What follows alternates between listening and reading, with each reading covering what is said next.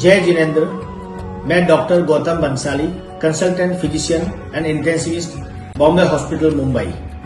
9 April 2025 प्रातः 8:01 पे जीतो की तरफ से पूरे विश्व में नमस्कार महामंत्र का उस दिन जाप किया जा रहा है। ये एक अनूठा प्रयास है जिसमें न केवल जैन समाज, अन्य समाज, अन्य संप्रदाय, चाहे वो श्वेतांबर हो, चाहे वो दिगंबर हो, चाहे वो स्थानकवासी हो, तेरापंथी हो, मूर्ति पूजक हो या कोई और संप्रदाय के लोग हो, सब लोग इसमें भाग ले सकते हैं, सब लोग इसमें हिस्सा ले कर सकते हैं। नमस्कार महामंत्र सारे मंत्रों में सर्वश्रेष्ठ कहा गया है।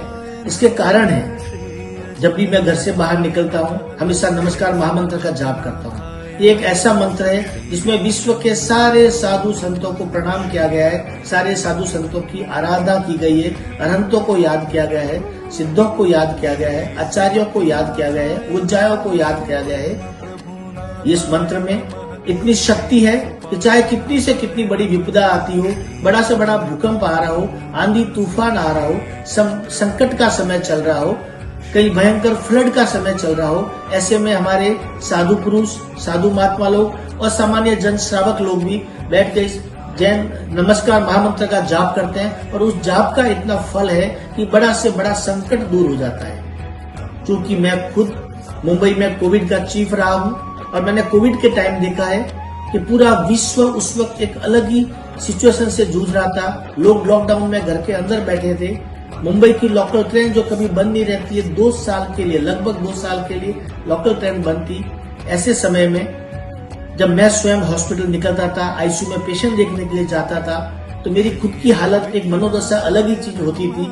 कभी बेड अवेलेबल नहीं होते थे, कभी मेडिसिन अवेलेबल नहीं होती थी, कभी हमको अलग अलग तरह की परिस्थितियों का सामना करना पड़ता था। मैं हमेशा नमस्कार महामंत्र का जाप करता था घर से निकलने से पहले, आईसीयू में जाने से पहले, और मैंने उसका फल देखा कि वातावरण की एक शुद्धि होती है, मन बड़ा शांत होता है। जब मन शांत होता था, हम अच्छे से अच्छे कैसे भी कार्य को, कितना भी संकट वाला काम हो, उसको बड़े अच्छे से निष्पादित कर पाते हैं। कोविड के टाइम में मैंने ये देखा कि कई बार ऐसा समय आ गया था जब कोविड की सेकेंड वेव थी, जो सुनामी की तरह चल रही थी, और उस टाइम में हमने देखा था कि हमारे पास हॉस्पिटल थे, बेड थे, इंफ्रास्ट्रक्चर थे, डॉक्टर्स थे, वेल ट्रेन नर्सेज हमारे पास में थी, मेडिसिन अवेलेबल हो गई थी।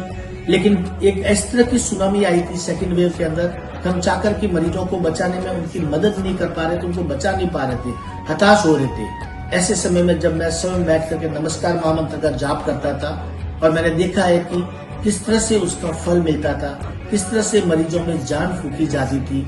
सो नमस्कार महामंत्र जीतो की तरफ से बहुत बड़ी अनूठी पहल की गई है। 9 अप्रैल 2025 को सुबह 8:01 पे सबसे मेरी करबद्ध प्रार्थना है, अपील है, आगे बढ़ चढ़ के आए और उस दिन नमस्कार महामंत्र का जाप करें और स्वयं अनुभव करें कि किस तरह से सुख, शांति, समृद्धि, वातावरण की शुद्धि इस नमस्कार महामंत्र के जाप से होती है। जय जिनेंद्र। धन्यवाद।